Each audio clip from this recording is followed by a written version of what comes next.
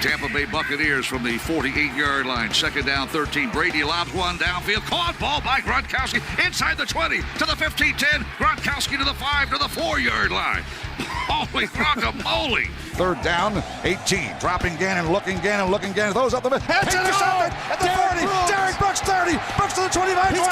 Derek Brooks all the way. There it is. The dagger's in. No. We're going to win the Super Bowl. Super Bowl, baby! This is the Big Nasty. Yeah, Big Nasty, Hall of Fame Tampa Bay Buccaneer fan, baby. This is Mike Allstott, Tampa Bay Buccaneers, and you're listening to the Cannon Fire Podcast. Cannon Fire Podcast, brother. You ain't listening, and you're missing out. Woo!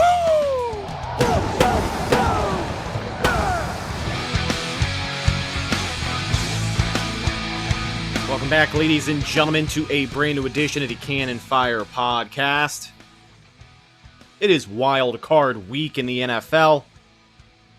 Tom Brady and the Buccaneers will travel to D.C. on Saturday to face Ron Rivera and the Washington football team for their first playoff contest in 13 years. Today on the show, we're going to preview this Saturday's game, and of course, we'll catch you up on any news that you might have missed from this week. But as I was saying, welcome back to the show today for episode 159. I'm your host, as always, Rhett Matthew, joined alongside me, my good buddy and co-host, the Philly Bucks fan himself, Mr. Evan Wanish. You excited for the game this weekend? Look at me changing up the question on you. Keep you on your toes. Yeah, I can't just do the generic answer. Yeah, I mean, it's something that I haven't covered at all, so it'll be a first. There's obviously a first for everything, and now it's a first time for a Saturday wildcard game. So yeah, and as far as what this game means for Tampa Bay, it seems like the most simple one of all season. If you lose, you go home, and your season is over. The playoffs are officially here, if I haven't said that 3 or 4 times by now, but it is definitely an exciting time of year, and it's our first playoff game that we're going to be doing a game preview of. Welcome back to the game preview show. It is our first one, it feels like, in 2 or 3 weeks, because I think every Thursday we've been doing a call-in show, which is always good and fun, but I figure for the playoffs we get back to what we're really good at, and that is giving you a good old-fashioned game preview. Before we get any further, we got a couple of sponsors we got to get out of the way. First and foremost, I want to remind everybody, this podcast is brought to you by our friends at betonline.ag. It's Wild Card Week, and if you've got a good feeling about a certain upset this weekend, well, check out our friends at BetOnline. Game spreads and totals to team, player, and coaching props. BetOnline gives you more options to wager than any other place online. And of course, they've always got the online casino, which never closes. So make sure you head over to betonline.ag today. Take advantage of all the great sign-up bonuses. BetOnline, your online sportsbook expert. We got one more ad, one new sponsor that we had teased to you guys before the new year. And here we go. Support for CFP is brought to you by Manscaped, the best in men's below-the-waist grooming. Manscaped offers precision-engineered tools for your family jewels.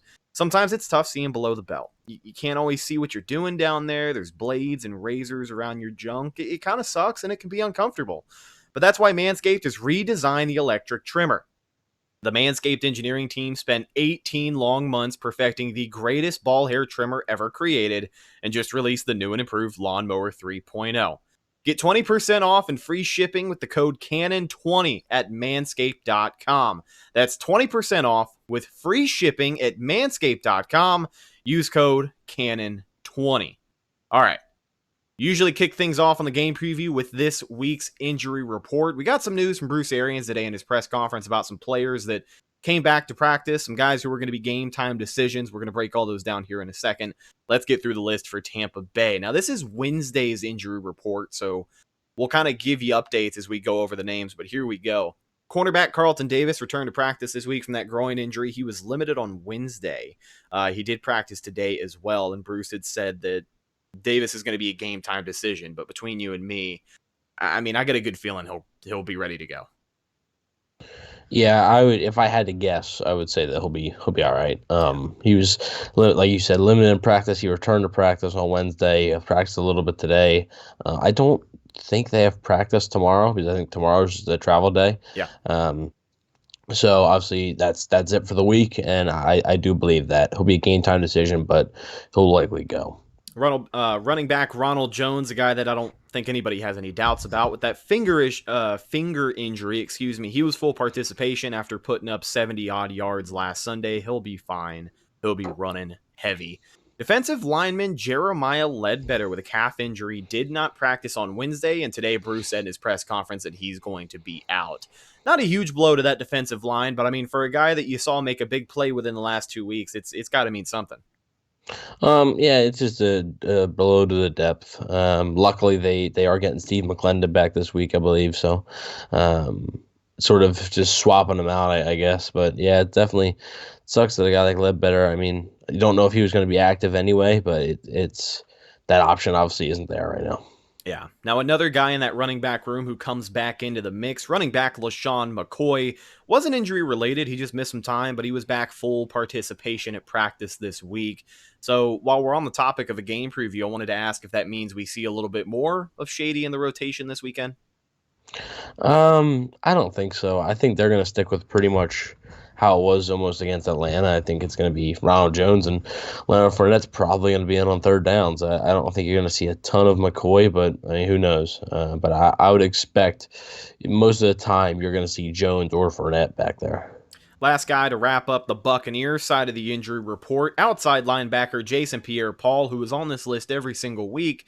But the biggest difference between this week and other weeks is that, well, he didn't practice for 2 days, and then early reports coming out of practice today was that he wasn't there. Bruce Arians cleared it up in his presser and said that, he showed up late and he did get a day's worth of practice in. So that's good news. But yeah, with that knee injury, I was getting a little bit worried. I won't lie to you. Well, I mean, something I brought up on the show a little bit. I mean, since week 15 versus Atlanta, what has Jason Pierre-Paul really done? I mean, is that knee really bothering him that much? It very well could be, and maybe he's just trying to gut it out because, I mean, week 14 versus Minnesota was the last real impact play I can remember him having when he had that strip sack on Kirk Cousins. Yeah. That was really the last impact play he's had, so it's been a slow few weeks for Pierre-Paul, and hopefully he can get back to it. But obviously they're getting Shaq Barrett back. Barrett was activated off the COVID list, so they got one pass rusher back. But luckily, it seems like they're going to have both their pass rushers on Saturday. Absolutely. So Bruce made that clear. JPP will be good to go, and as you had just mentioned, with the addition of Shaq Barrett coming back, they should be in good shape. Now let's take a look at Washington. They have an extensive injury report. Defensive tackle Jonathan Allen, not injury related, was full participation on Wednesday. I'm assuming he practiced again today. He'll be good to go. Linebacker Thomas Davis Sr. with a knee injury did not participate. Haven't heard a lot of updates on that side of it, but he is retiring. I think he might be out. I think I read somewhere that he may be out. So, yeah, if this is truly his last game, it sucks. Because if obviously if Washington loses, he's already announced that he's done. So, yeah. I do believe though I can try to confirm it, but I do believe that he's out. Game status out. Thomas Davis. Yep. So Thomas Davis is potentially out for his last hurrah in the NFL. Damn, what a shame. I'm going to wrap up this list. If you want to update me on any more, just because this is the Wednesday injury report. Cornerback Kendall Fuller with a knee injury was limited on Wednesday. He'll probably be good to go. Running back Antonio Gibson with a toe injury was also limited. He's going to give it a go. I think they really need him back there in that rotation. Wide receiver Terry McLaurin with an ankle injury was limited. He'll be playing. Linebacker Kevin Pierre-Louis. Lewis. I say Lewis. There we go. With an ankle injury, he was limited participation. Offensive guard Brandon Scherf with a shoulder injury was limited participation. And the most interesting name on this list, quarterback Alex Smith with a calf injury was limited participation. So, yep. This whole storyline, the quarterback position with Washington, is what I wanted to bring up and talk about. I think most of the other guys on that list that I had mentioned are probably going to play. Yeah, so John Keim, who's a Washington reporter, had said Antonio Gibson, Terry McLaurin, Alex Smith, and Kevin Pierre-Louis are all listed as questionable. And then Kendall Fuller, Brandon Scherf, and Jonathan Allen, who were on the injury report this week, won't be listed on Thursday, so they're playing. Okay. All right. So Alex Smith and the situation that Washington finds themselves in at quarterback. They got rid of Dwayne Haskins. They weren't really having much success with Dwayne Haskins. Ron Rivera hasn't exactly been private about that. And Alex Smith No. has Released basically him. made them 4-1 in the games that he started. Yeah. So this is definitely a much different team with Alex Smith under center. It's not an explosive offense by any means, but the question mark this week comes in the form of who the hell you think we're going to see under center, because Alex Smith, while he was limited at practice on Wednesday, Tyler Heinecke, their backup, was taking first-team reps for the entire practice. Reporters have kind of asked and they've hinted around the idea of maybe a quarterback rotation. And I mean, Ron Rivera, he's Riverboat Ron for a reason. So I don't know. What do you think? Do you think they attack the Bucs with multiple quarterbacks? I have to assume maybe they have a couple of cute plays scripted up. But aside from that, I just don't know how they can game plan for a 2-quarterback rotation in a short week like this. Well, I mean, Heinecke got in a little bit versus Carolina. It's Taylor Heinecke, not Tyler. My bad. So he's only started one game in his career. It was in Carolina in 2018. He lost that game. He's thrown 2 touchdowns in his career to 3 interceptions. So like he doesn't have a lot of work. He's appeared in 8 games total in his career. 27 years old. The biggest difference between Alex Smith and Taylor Heinecke is more mobile. Alex Smith used to be a guy that could escape, but since that leg injury, he hasn't been able to do it, and it's a shame. But it's still a remarkable story for Alex Smith. I mean, this dude almost died, and here he is playing in a playoff game in 48 hours. So it'll be interesting to see what they do. I think Rivera might not be lying here. I think he may really, if Alex Smith struggles and let's say the Bucs are up 7-0, 10-0, I think you could see Heinecke come in. I really do. And then maybe if there's a point in the game where Heinecke starts to struggle, you could see Smith come back in. I don't think he's lying there. But if I had to bet money, I would say Alex Smith starts this game at least. I know there's some Washington people that cover the team and stuff that think that Heinecke may actually give them a better shot to win than Smith because of the mobility factor. Alex Smith he's not able to avoid pressure anymore. And if you get pressure, he can't do anything. He just falls down almost. So Heinecke would be able to escape that a little bit. And he's an elusive guy. He's a smaller guy. I think he's like 6'1" or so. But Smith just can't. He just can't move like he used to, and that's the biggest difference. It'd also be something that the Bucs aren't necessarily prepared for. I mean, they've been most of the week they've been thinking Alex Smith was going to be the quarterback, and now they have to prepare for somebody else who they don't have a lot of film on. So that could be something that, like you said, maybe they put a few wrinkles in there, or Washington on offense. A few trick plays, something like that, maybe. But I do think Alex Smith starts the game. But it wouldn't surprise me to see him do maybe some type of rotation, not like in every other series thing, but like if Smith starts and the offense is really struggling and like they have no points or like 3 points, I can see Heinecke come in. Let's say Heinecke gets into a tie game, and then he starts struggling. They go down again, and they put Smith back in. I can honestly see that. It'll be interesting to see. Ron Rivera is a good coach, and he knows what he's doing, so I would trust him with that if I was a Washington fan. But it's going to be weird for Todd Bowles to try and scheme this, because how are you supposed to know which one? So I think they're probably looking at Heinecke now a little bit more than they would have, and they're going to try to be prepared for both. Absolutely. That pressure is going to be critical regardless of who is under center. But I'll tell you what, before we break down the rest of this game. Oh, yeah. Well, if you don't pressure Alex Smith, he's going to sit back and he's not going to turn the ball over. And unless you get pressure in his face, he's not turning the ball over. That's something he's done all his career. So you're not getting your hands on the ball if you can't pressure him. Absolutely. Now, I just want to remind everybody that too much of anything is bad.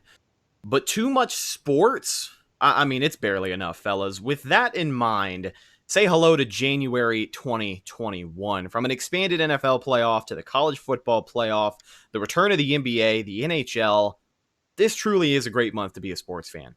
If you want to add some excitement to the games that you love, then it's the perfect time to check out our friends at MyBookie. They'll hook you up with a 50% deposit bonus up to $1,000 when you sign up, and they'll keep the good times rolling with giveaways, free bets, and huge contests all year long. It's simple. Sign up, enter promo code CannonFire, and get your deposit matched halfway up to $1,000. Head over to MyBookie today and start 2021 off on the right foot. Once again, sign up, promo code CannonFire, and you get your deposit matched halfway up to $1,000. This year, bet with the best, bet with MyBookie. What do you guys think? 2021 rolling out with all the sponsorships. That's the last one for this episode, though. Don't worry. So let's get a little bit more into this game preview when it comes to Washington on Saturday. We started talking about the possibilities at quarterback. Let's talk about what their offense brings to the table, and I'll just say it bluntly, it doesn't seem like it's that much. Regardless of if it's Alex Smith under center or Taylor Heinecke back there for whenever he gets back there, this isn't an offense that, I particularly feel threatened by, and I really just don't expect them to try and force the ball downfield. Like I said, maybe some cute scripted plays with their two quarterbacks. Seems like that's the future of the NFL now. But aside from that, I just don't know if they'll be able to keep up. Yeah, so I do agree that the Washington offense just isn't, it's just not. So here's their last 4 games. They put up 23 points. 23 points in a win, 15 points in a loss, 13 points in a loss, and 20 points in a win. It's just, and then before that, 23 points in a win. Thanksgiving they got 41, which was a season high. That was Antonio Gibson just running wild, and that was against the Cowboys. I think the Bucs have a better defense than the Cowboys. You're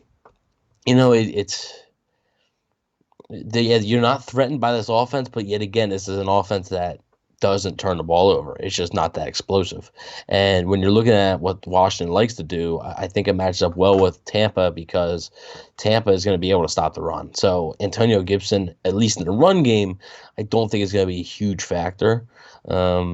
And then, obviously, in the passing game, that's where I'm more worried about Gibson because Gibson is a guy that can play all 3 downs. He can hurt you in the passing game, the screen game. But also, he's not 100% healthy. So I don't know how much they're going to try to work him in there. Terry McLaurin is a stud wide receiver, but yet again, he's not 100% healthy. This team is just super banged up right now, especially on the offensive side of the ball. So, they'll probably struggle. I mean, they probably will. They're going to have to take their opportunities and because I don't think there's going to be many in this game for either team, really. I really think both teams are going to have to really take advantage of some opportunities. If you get a turnover, it's got to turn into points. If somebody misses a field goal, you got to go down and turn that into points. You got to take advantage of the miscues by your opponent because I don't think I just don't see this being a very high-scoring game by either team. But as far as Washington goes, they don't have a lot of weapons, and the weapons that they do have are banged up. Logan Thomas, the tight end, has been having a pretty solid season, so I would watch out for him, especially against the Bucs linebackers and safeties. But as far as that, they don't really have a second wide receiver behind McLaurin. Running backs are J.D. McKissick. I mean, their offensive line is okay. It's not the worst, but it's not the greatest either. So I do think that this is going to be a game where Washington doesn't score a ton, but I also don't think they're going to turn the ball over 4 or 5 times. I don't think you're going to see that. They don't score a ton, but they don't put the ball in harm's way either. Yeah, and we had talked a little bit about it on Monday's show, but just to reiterate here, I think if this offense has success with anything, it's just going to be the short game because it seems like that's what always gets Tampa Bay. It doesn't matter if you can't play soft zone. Exactly. If they come out and they're in a bad, and they're in a bad defense, they're going to get torn up. A soft zone, not playing man with your big, strong, physical cornerbacks. Not controlling the line of scrimmage and giving Alex Smith, 3-4 seconds to throw the ball. Doesn't matter. Well, a soft zone, you don't even need 3-4 seconds. It's just all they're going to run is those 5-yard curls. They'll gain on first down. They'll gain 4 or 5 yards, and then on second down they'll run it for 3 yards, and then you have a 3rd and 1 that you can't stop. It's tough to stop every 3rd and 1, and that's how it will go. If you come out playing that type of soft zone, you're going to be basically giving up on first down. It'll be long drives that take a lot of time off the clock and probably result in points. But that's what Washington wants. I'm sure that's the game plan. Yeah. Just control the clock and win the game. The more you can keep that, everybody's talking about, Tampa Bay offense versus the Washington defense. The Tampa Bay offense can't do nothing if they're sitting on the sidelines. I mean, that's everybody says, the best way to beat this quarterback is to keep him on the sidelines. That's exactly what Washington is saying right now. Yeah. That's why they're saying, man, long drives, 6, 7, 8-minute drives, no turnovers, and they should win this game. And it's up to the Bucs to say, hey, no, we're going to get you off the field and we're going to give our offense as many opportunities as possible. Yeah. Now, for Tampa Bay and their defense, I know we had already mentioned that, playing man's going to be pretty important this week. I think when you're facing a team that excels in the short game, it's what you have to do. You have to play physical. Controlling the line of scrimmage is going to be a really big deal. And we kind of talked about the absence of Devin White, who is really what gets the blitz going on this defense. You got Kevin Minter, who did a really good job, a guy who knows this defense, who's been around the block a few times. He knows what he's doing back there, so I have the utmost faith in him. But I'm assuming they just kind of carry over the same game plan they had against Atlanta because it seemed to work pretty okay. Oh, I mean, as far as what? I guess as far as just... is that defense versus Atlanta was pathetic at times. So, I mean, it was. I mean, I believe you. You can't sit there and tell me that they played good. I mean, I'm not going to buy that. Kevin Minter was okay. I mean, the Falcons ran for over 100 yards on him, I believe. The Falcons, who are one of the worst rushing offenses in the NFL. So let me rephrase. I understand that Brian Hill did have that one run, which is like the outlier, but still, that hasn't happened all year. So let me rephrase then. With Kevin Minter being there, with the absence of Devin White, what do you think the best game plan for them will be? Well, obviously, yeah, it's a play man coverage, and honestly, I don't know, man, because if you blitz, the Washington's preparing for you to blitz because they're going to have that short outlet there every single time. They're not going to put long developing routes in because they know that you like the blitz, and the long developing routes, while it could, you could hit pay dirt basically on a long developing route on a blitz. It could also mean that your quarterback's getting sacked because he just doesn't have enough time. So I think the Bucs might just want to sit back and rush with 4, maybe send a Minter or Levante David every now and then. I think just sit back, try to get there with 4. You have Shaq Barrett back. I think that's your best case. And just, especially if it's Alex Smith, he's not going to be moving around and stuff. So your defensive end are not going to have to play contain as much because this type of guy isn't the guy that's going to burn you on the ground with his leg. So I do believe that the best route right now would be to just play 4. Obviously, if the whole game and it's the fourth quarter and you're not getting pressure, you gotta send some blitzers. Obviously, if the score, if the score is not where you want it to be, you're gonna have to obviously change things up. But to start the game, I would say, look, guys, this Washington offensive line is not elite by any means. You should be able to win some one-on-ones just rushing 4. Our defensive backs are good enough. Washington is banged up. They have a quarterback that doesn't like to run. I would just send 4 and see what happens. Now, for a guy on that defensive line, I know we've already kind of talked about him, but I need to see a really big game this week from Jason Pierre-Paul. Mm-hmm. Getting Shaq Barrett back is going to be a breath of fresh air, I'm sure, but as you had mentioned a little bit earlier, we haven't seen a whole lot from him since the Minnesota game. Mm-hmm. And, with the contract that he's on, you kind of need to see something from him in the playoffs. This is the time. This is what you pay him for. Yeah. You're paying Jason Pierre-Paul about $11 million a year. You're paying Shaq Barrett $16. I mean, both those guys have to have good games. Yeah. I mean, it's not just one or the other. It's got to be both of them. If you're getting paid, big time starter money, you better perform at these moments. Tom Brady on the other side. Tom Brady's got to play well. I mean, that offensive line, heavy, a lot of high paid guys there. I believe 3 guys that are over $10 million or $10 million or over, I should say. Those guys got to perform. Your highest paid players have to play like they're your highest paid players. So yeah, Jason Pierre-Paul has got to live up to that. And right now he just hasn't. Don't know if that knee is the reason. I'm just sort of speculating there that obviously he didn't practice yesterday because of the knee.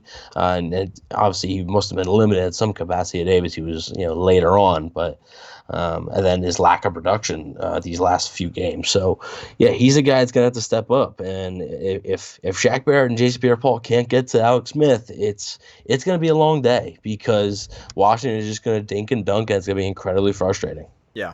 The lack of pressure against Atlanta was something I wanted to bring up, and I kind of forgot, but it's just going to be an issue. You know, we talked all season long about this team and bringing pressure with 4 people when you're not always coming in hot off of the blitz. You don't have a Devin White to shoot the gap. You got Kevin Minter, who gave it a valiant effort, but really didn't get home at all last week. So, yeah, it's going to be more important than ever. And I think against an offensive line like Washington, I've got a little bit of faith that maybe they can make a move on one of those tackles at least once on Saturday. But I guess we just have to wait and see.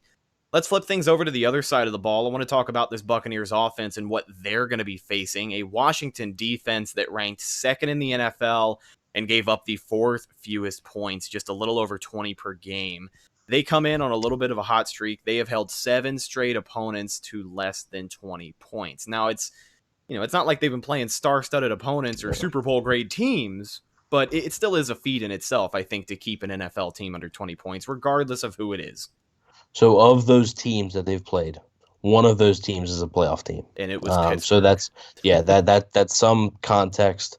They allowed 17 to the Steelers, but yeah, it started with 9 to the Bengals, 16 to the Cowboys, 17 to the Steelers, 15 to the 49ers, 20 to the Seahawks, 20 to the Panthers, and 14 to the Eagles. So they allowed the week before the Bengals game, they allowed 30 to the Lions. The most they've allowed in the season is 34 to the Browns, which is week 3. So that's a while. That was a long time ago. So this defense, while they're, you could look at it and say, oh, well, they're not playing, the greatest offenses. Well, actually, Seattle's a playoff team too. Sorry. But I mean, Seattle and Pittsburgh, I mean, those are 2 playoff teams. Obviously, I know Pittsburgh's had their struggles on offense this season, and Seattle at times it has too. But I mean, they'll give up 17 points to Pittsburgh in Pittsburgh and 20 points to Seattle. I mean, they Washington beat Pittsburgh and they only lost to Seattle by 5. So like this defense is keeping them in games. And it's just the offense just hasn't been able to do it. Yeah. They got dominated by Carolina pretty much that entire game and still only lost by 7. I know Carolina's not the juggernaut, but I mean, this defense is really keeping them in games. That's not the first time. I mean, it's really not. They allowed 3 to the Cowboys in a 25-3 victory for Washington. Week 1, a 17 to the Eagles. I'm not sure which week that is, but they lost to the Giants, but 20-19. I mean, they allowed 20 points. The next one versus the Giants, 23 points. That's still decent. Yeah. So, I mean, this defense is working their butts off, and the offense just hasn't responded. Hasn't responded with the same effort. Yeah.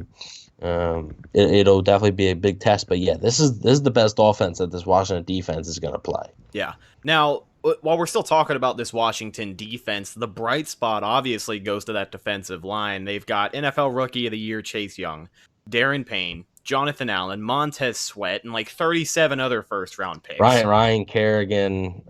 You can go on and on. They've loaded up. If you look at their drafts, I mean, it's first-round defensive lineman after first-round defensive lineman. I know Montez Sweat is a guy that we went into detail on this show few years back when he was coming out of the draft. Yeah, and I mean, they even have Ryan Anderson from Alabama, who doesn't really work out, but he was a 2nd-round pick, I think. Good players. I mean, really good players. Yeah. They got Chase Young. Obviously, he's been like that dude, but they remind me of the 49ers a lot. Just a team that has a defense that just needs a quarterback and maybe another piece on offense, and they're better than 7-9. I think they're 10-6, 11-5, something like that. But their defensive line is super talented. They wouldn't have won 7 games without with the way this offense was performing. They wouldn't have won 7 games without this defense, and it's powered by a defensive line. You look at their linebackers and their secondary, and a lot of the names aren't going to pop out at you, but they're solid enough. And the defensive line can really mask problems for a secondary and linebacker. So if your linebackers have coverage issues and your secondary is a good defensive line will mask that. So that's why I've been preaching. That's why I'm always looking whenever the offseason rolls around. I just want the Bucs to just load up on defensive linemen, because if you could have that rotation, it could just be so successful for your defense. No matter, everyone talks about, the secondary, you need to draft a defensive back, you need to assign a corner. If the quarterback doesn't have time to get the ball to the receivers. It's has a recipe for success, and that's exactly the style that Washington has taken. So Jack Del Rio's their defensive coordinator. He's a really good coach, and it's going to be a tremendous test. The Bucs haven't faced a defense this good since Week 11 versus the Rams. So it'll definitely be interesting to see. Now for Tampa Bay, which mind you, the Bucs did put up 24 on that Rams team. So yes, they did. I think they would have won that game until stuff happened, but it seemed like they were in a position to compete in that game all the way till the very end. So they do match up pretty well against these good defenses. But I wanted to talk about the offense and in their game plan for this Saturday. What does the attack look like? Well, I'll kind of throw my 2 cents out there to begin with. I think a healthy dose of Ronald Jones to really get them rolling at the beginning of the game is going to go a long way. But I think this is a game where you pretty much just, if he is cooking, take the leash off of Ronald Jones. I think this is the game to do that. I mean, when you're in the playoffs and you have a running back who is averaging 5-6 yards per carry, just run the damn ball. That's all you got to do. But if it doesn't work, I still think they can have a lot of success on play action. Obviously, whether you have a run game or not helps the play, or it doesn't matter. The play action will work. But when you have a running back who is running, it helps the play action even more. These past few weeks, Tom Brady has been absolutely insane on the deep ball, play action. And statistically throughout the season, I think this offense strives a lot off of the 12 personnel offense, and I think we'll see a lot of that against Washington. Yeah, I think you're probably right. I think that you will see a good bit of Ronald Jones. I think they want to get him going, and really, if you look at it, it's really the success for this team. However, they've done a really good job recently of throwing the ball on first down and utilizing that play action. And that's something important. But also think about wearing this defensive line down, maybe do some up-tempo stuff, a quick screen for 6 yards, hurry up to the line, snap the ball. Tire this defensive line out so they can't make substitutions. And then, they're just going to get tired and not be as effective. And then you can take your deep shot if you want it. Yeah. The deep shots if you're going to try to force deep shots in this game, you're going to lose because the Washington is not going to allow you to just, for one, you won't have the time to sit back there and just do that. You're not going to have that type of time. The Rams are maybe the better all-around defense, but Washington has a better defensive line than the Rams did. Yeah. So you're not going to have the time to sit back there and throw the ball 30 yards in the air. You're going to have to come up with some stuff. And they really have done a good job of that these past few weeks, doing those quick screens with Brown and Godwin. They tried to a slant with Brown. They've been doing some crossing stuff. So they've been doing a good job. Even the screens to Gronk always seem to find a way to work, and he's the slowest dude on that offense.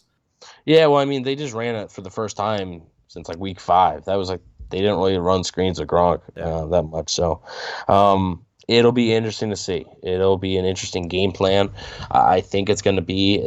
I think they're smart enough to realize that they can't force the ball down the field. So I think it's almost going to be a lot like what Washington's going to try to do. The Bucs are going to try to control the clock and say, hey, we get 7. We want to control the clock so much that we don't even have to be perfect on offense. If we get 17 points, we're going to win because there's just not enough time on the clock. We're controlling the time of possession so much.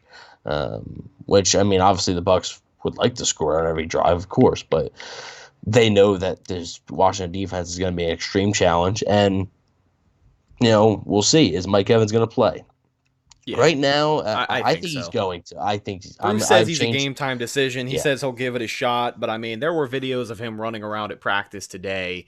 I just, for Mike Evans, if he was anybody else, I would say no, but he is Mike freaking Evans, and if there's one thing we know about the guy is that he is team first, and it is his first playoff appearance after 7 years in the league. He's good. He's going to play. Yeah, I don't know how effective he'll be, but I do think I've changed my stance on that. I think he's going to play. He maybe uses more of a decoy, which is okay, though. I know a lot of people are upset with me about my comments last episode, I should say that. You got to take the heat now. Hold on. All right, hold on. I got to... The floor is yours. The people are listening. They await your address. So everybody wants to take this as me saying that they're going to lose and it's going to be just like the Chicago game. But the people that are saying that just read that little quote that I posted. Yeah, they didn't listen to the episode. They actually didn't listen to the episode. I stated that it felt like the Chicago game because good defensive line on the other side, right? I'm talking about the opponent here. Good defensive line, good defensive coordinator, road game, gonna be cold. You know, the Bucs are a little banged up on offense. Mike Evans is injured. But I also went on to say, which obviously, of course, we can't fit the entire episode into one little quote graphics thing, so not really much you can do there. I went on to say the difference is that they have Chris Godwin and Antonio Brown now, which they did not in that game. So, yeah, I'm not saying that they're going to lose this game. It's going to be just like Chicago.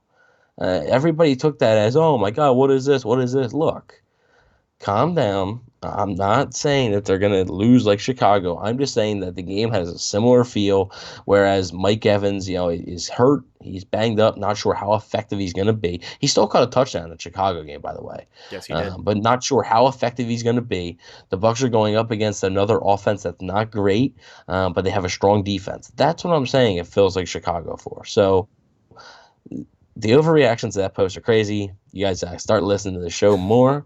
If you guys haven't listened to that show but are listening to this show right now, you don't have to go back. If you know what quote I'm talking about, just look on the Instagram page. It's on there, and just read the comment section. It's a little bit crazy, but that's basically it. I appreciate you addressing that. I wanted to talk about Mike Evans a little bit more because, yeah, he is coming into this game not 100%, but he's Mike freaking Evans, as I said, and I just want to take a moment and recognize what he did this season because it seemed like he was battling injuries pretty much the whole year.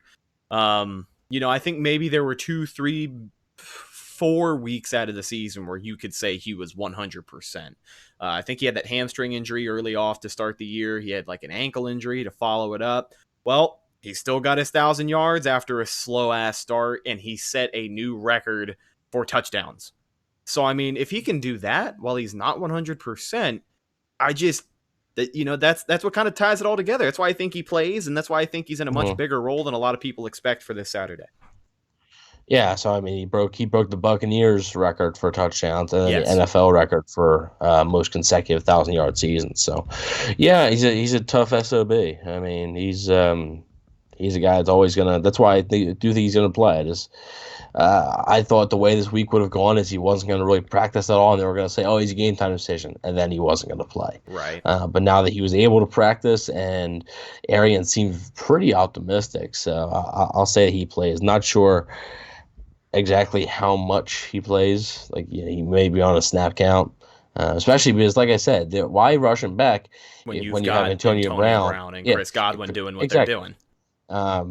The Chicago game, I think that's why they did. They didn't want to go into a game with Tyler Johnson and Scotty Miller as the 2 starting wide receivers, and that's why they played Mike Evans in that game. And now this game, you could go without Mike Evans and still have, 2 number 1 wide receivers. So Yeah. That are both playing at a very high level right now, coming off probably their 2 best games of the season. So it'll be interesting to see how much Mike Evans is used, but it's definitely a positive sign because you want him out there. And for a guy like Mike, he really deserves it. So Absolutely. One more thing on this offense before we kind of wrap things up. I want to talk about this offensive line because, I mean, this is obviously the biggest game that they've had in weeks.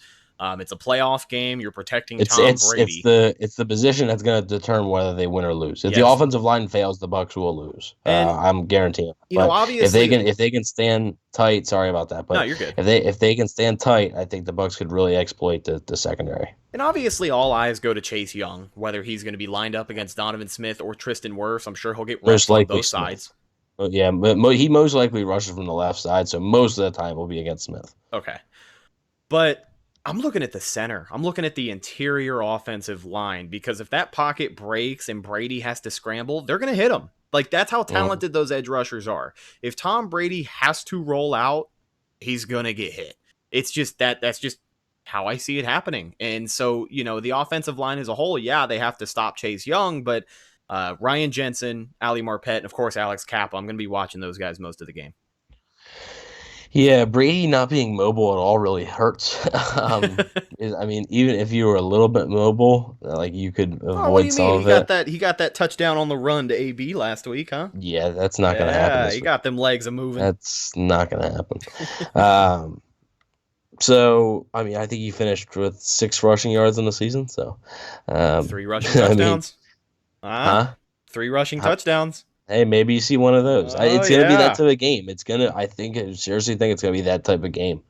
Um, So yeah, it'll be interesting to see because, like I said, if the offensive line fails, they're gonna lose. They're not gonna be able to put up enough points. It's gonna result in turnovers, giving Washington short fields, and Washington is gonna capitalize on them. But if the Bucs offensive line holds up, like you don't even have to be perfect, just hold up enough because the Washington offense is not gonna put up a ton of points. I really don't think so. And if they do, then shame on Todd Bowles and shame on everybody on that entire defense Yeah. because this offense should not put up any more than the most is like 24. That's the most, and even that might be a stretch. So, just on offense, man, I don't know how effective you're gonna be able to run the ball because the Bucs haven't been able to effectively run it consistently throughout the season.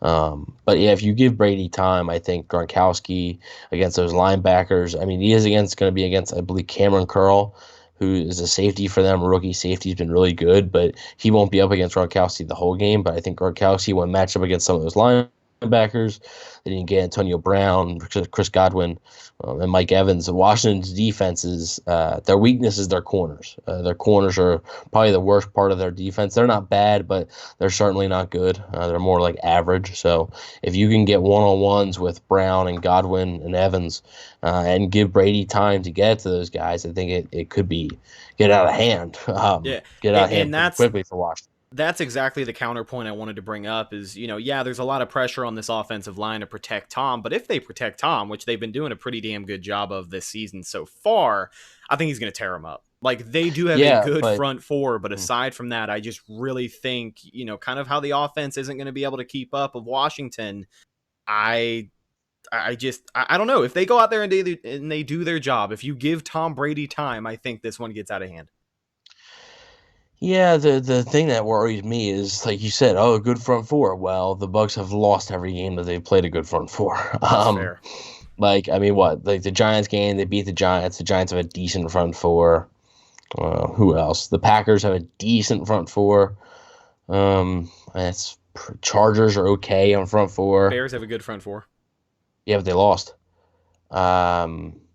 I'm talking about games they won and they played versus a good front four because like the Saints have a good front four. All right. They lost. I thought you were going through the list of. Okay, sorry. Yeah, go ahead. No, the Saints have a good front four and they lost twice. The Bears have a good front four and they lost. The Rams have a good front four and they lost. The Chiefs don't really have that great of a front four and they still lost. But it's the Chiefs.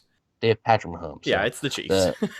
Washington does not have Patrick Mahomes or Tyreek Hill, so that's the difference there. But yeah, I mean, I don't know. That's the thing that worries me. Is like we always say, oh, well, if the front four, if the offensive line can protect Brady, this could get out of hand. Sure, it's the same way in the Chicago game, and in the Rams game they could have won, and in the Saints game maybe the second one's closer. Second one's definitely closer if the offensive line plays better, but maybe they even win or week one they win. Yeah. But the issue is every time we say that, it never happens. So now is the time for it to happen. I mean, this Washington team, Arians is right when he says they're not looking at this as a 7-9 team because you can't. They're in the playoffs now. Yeah. This is it. Like their play down the stretch is what got them in the playoffs. Yeah, I mean, they are in the playoffs and they're 4-1 with Alex Smith as quarterback. And guess who's probably starting? Alex Smith. So they're an inspired football team. They're a well-coached football team, and they're gonna come. They're gonna bring it. They are. They're hungry. They're a young team that everybody really counted out. Nobody thought Washington was going to win a division. You all thought it was going to be Philly or Dallas, really. Yeah. Everybody thought, the Giants and Washington, they're not going to be. Turns out Washington was 1 and New York was 2nd. So they're hungry to prove people wrong. I have seen some people picking Washington, but for the consensus, I've seen the people picking Tampa, and Washington's probably looking at that going, okay, like, yeah, keep doing it because we've been proven, we've proven people wrong the entire year when people said we were done and people said Alex Smith would never play football again and this and that. They've overcome so much between Dwayne Haskins, that whole mess, Ron Rivera with his cancer, they've overcome so much now, and they're so strong. It really is like the feel-good story of the year They when you look at They Washington. probably feel almost invincible right now, and it's the Bucs' job to make them feel like, hey, you're in the playoffs now, and we're better. The Bucs are better than Washington. Yes, they are. Okay, but the Bucs need to go out and prove that they're better than Washington, and they need to basically assert their place right there and say, look, we're better than you. We're going to win this game. You guys had a good season, but you shouldn't be here anyway. We're going to win. That's what the Bucs need to do. And but Washington has some sneaky players that could really kill them. Yeah. And that's been the tone of the Buccaneers season. You know, they've done a good job of beating the teams that they are better than. Sometimes they beat the teams that they're really not that much better than. Only teams than the Bears. Yeah. We keep going back to that one. Yeah. I'm sorry. Except the Bears. But what I'm saying is that I think that same philosophy applies coming into this game. It's just a different playing field because it is the playoffs. But if you go in there and you play this game like we know that they can, they should come out victorious. Let's get into the weekly checklist. Every single week on the game preview show, we do something called the weekly checklist. And basically what it is, it's a list of 3 things that the Bucs are going to have to do if they want to come out victorious. So I'll say my 3. Evan, if you have anything you want to add, totally feel free, my friend. But here we go. Number 1, we talked about it to kind of start off the game preview, but feed Ronald Jones. I think it's a really good game to let the leash off if he is running productively. Like, he definitely looked like he was on pace to do against Atlanta. I like 20-plus carries a game, 25 carries in this game if he really is rolling. I just think it's going to be that type of game. Number 2, man-to-man is going to be really important. A lot of man coverage on defense. Play physical. You drafted those corners for a reason. And, you're not going to be blitzing all the time. So I think it's just going to be very, very important to keep everybody physical, mess them up at the line of scrimmage, try and keep everything in front of you, because I do not think Washington is going to try and peel the top off of this defense. I don't. Number 3, we just talked about it. I guess I'm going to say it again, but protect Tom Brady. Yeah, it's the biggest one. Yeah, a lot of pressure on the offensive line this week. Probably the most pressure they've ever felt this season. I think the most pressure the entire team has felt the entire year. But it's the playoffs. It is a different playing field, and it is the most talented front 4 that you have played in months. So be ready, protect Tom, and if you protect Tom, he'll tear him up. Yep, I'm just going to add real quick, you're saying protect Tom. I'm going to say get after Alex Smith. Because if he doesn't have time, this offense is going to implode. So, it's a good list. I think obviously, even if 2 of those things happen, the Bucs should win by double digits. If 2 of those things happen, I think the biggest 2 are play man coverage and protect Tom Brady. I think that's the biggest thing. Yeah. It's a good list. All right. So let's wrap things up. Let's do some good old-fashioned score predictions. Evan, I'm going to toss it to you first. I'm interested to hear your take. The 2010 Seattle Seahawks were 2-7 down the stretch. They finished 7-9. They won.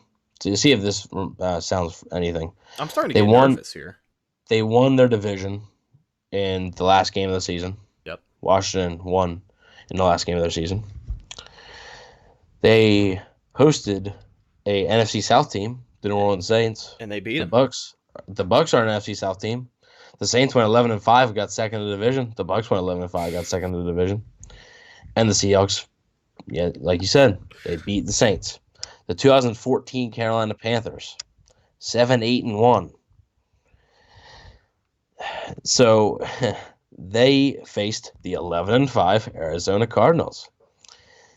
The Bruce Arians led. Yes, Bruce Arians led Arizona Cardinals. I do believe that, it doesn't say it here, but I do believe that the Cardinals at this point were on Ryan Lindley as their quarterback. So that's kind of a disclaimer that they were on their third-string quarterback. Carson Palmer and Drew Stanton had just gone down, and the Panthers ended up winning. So the last 2 teams to enter the playoffs with a losing record have beaten those 2 teams, and those 2 teams had 11-5 records. So now comes Washington. What the hell, dude? It's going to be a very difficult game. Are you hold on. I Are you picking them to lose? All right, hang on. It's going to be a very difficult game. This game, they're going to have to play extremely disciplined, which they have all year. I mean, other than the Bears game was sort of when it stopped, like with the penalties and stuff. Oh yeah, they had like how many straight reps was it without a flag from the end of the Chicago game? Because I remember Well, it was a pretty impressive stretch. Green Bay, they didn't have a penalty, and then like I think Las Vegas, they had one like the second quarter or something. So they went like 5 quarters or something without a penalty. It was pretty good. Yeah. They're gonna have to literally limit the penalties. Obviously, they're gonna have to get their hands on a few balls. They're gonna have to force Washington to turn the ball over. Strip sacks, whatever, interceptions. You're probably more likely to get a strip sack than an interception just because Alex Smith's not going to take many chances. Yeah. But if it's Taylor Heinecke, who knows? I mean, that dude could put it in harm's way. Who knows? Greg Allman didn't know Taylor Heinecke actually has played against the Bucs before. He played. Yes, he threw a Hail Mary for the Panthers because he had a stronger arm than Cam Newton, and obviously that Hail Mary fell short, and the Bucs ended up winning. So another thing too, just to kind of connect him to Tampa Bay once more, I had seen Allman post it, but he spent a couple weeks on New England's practice squad in 2017, so he got to practice with Brady for a couple weeks. There you go. Okay, so now Washington. And the Bucs. Like I said, if they protect Tom Brady, this game's gonna be a blowout. Like I'm pretty confident in that. However, I don't know if I'm confident enough in this offensive line to be able to slow down the Washington defensive line that much.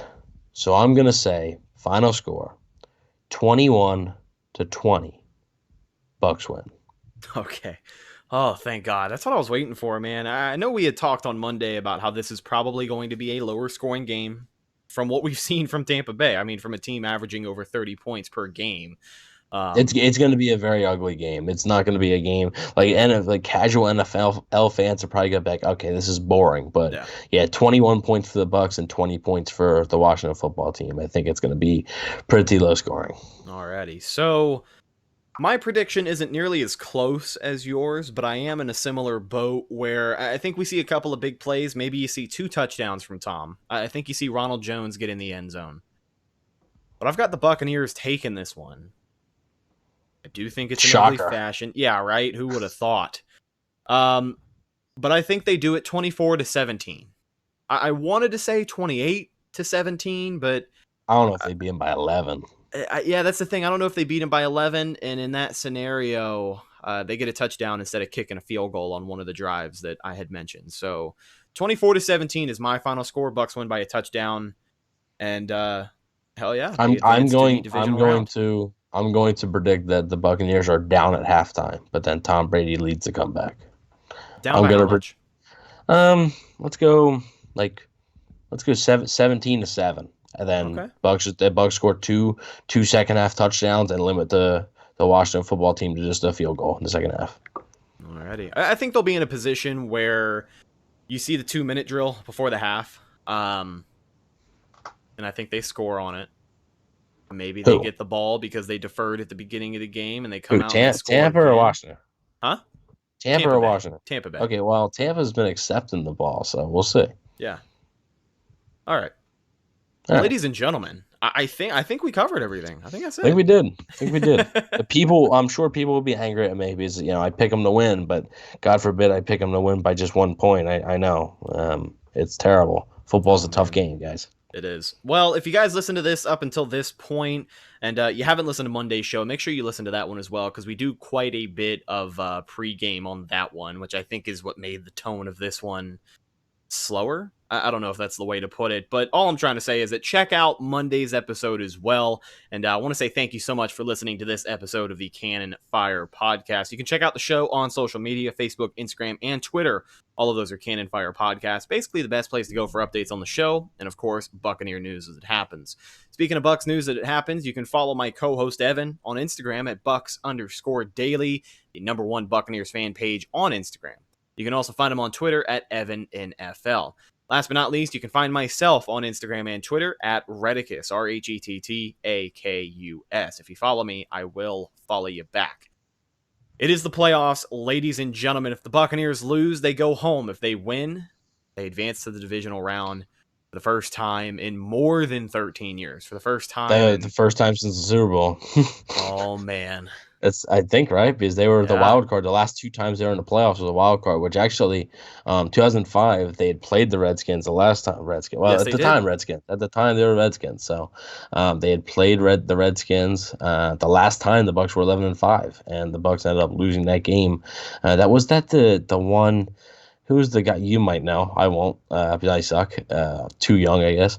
Who was the guy that caught the ball, but he dropped it in the end zone? It was Chris Sims threw it. It was a wide receiver. Wasn't Joe? No, wasn't No. Joey Galloway. No.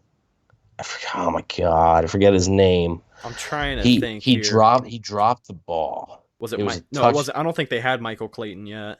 Because No, I don't remember no, a it whole was lot after- from that 05 season. Yeah, it I was- was only like 7. I was maybe Hang I was on, 6. I think.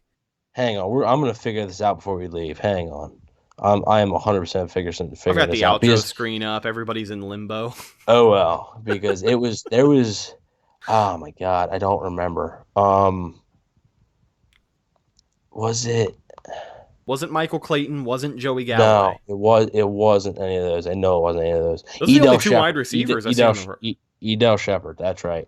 Oh Yeah, yeah, it was what the Edel Shepard. hell, dude? I wasn't getting that name. I think if anybody knew that name, they deserve a little bit of brownie points. Because listen, I know What do you my fair mean? share of like random Buccaneers.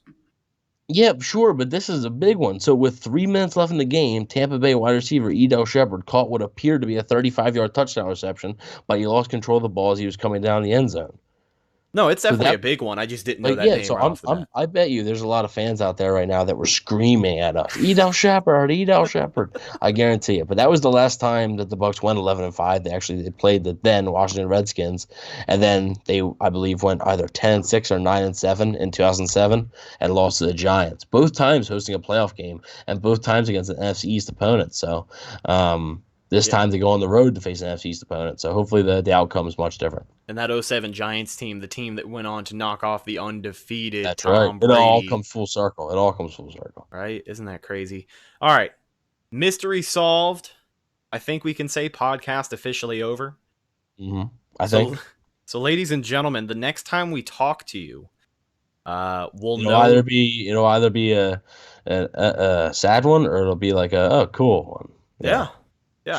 Let's just leave it at that. I'm a little anxious. I know you're anxious as well, but we've got some playoff football to look forward to for the first time in however many years it has been. Ladies and gentlemen, I am your host, Rhett Matthew, signing off from my co-host, Evan Wanish. We'll talk to you Monday after the game. Until then, go Bucs.